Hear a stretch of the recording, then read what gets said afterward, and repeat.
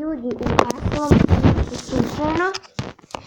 Morate da imate neku činiju, pošto ću ja sad izbacim 2 videa, morate da imate neku, ne činiju, kako se zove, neku kuticu da bi stavili slan.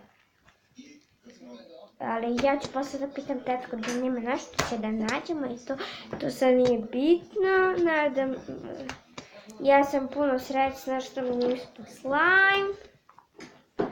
I sad ćete još malo da budete samo da ga razvlačimo.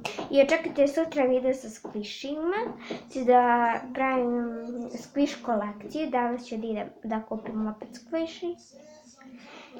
Super.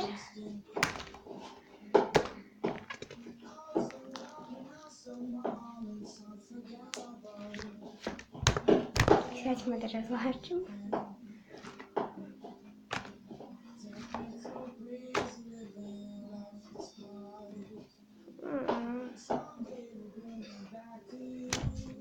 A zašto kod mene nikad neće?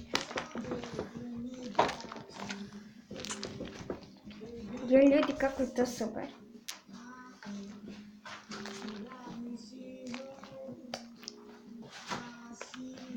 I tako ljudi, to bi bilo sve za ovaj video, nadam se da vam se sviđa. Ako jeste, bacite like i napišite komentarima da vam se sviđa i prijavite se na moj kanal. Ćao!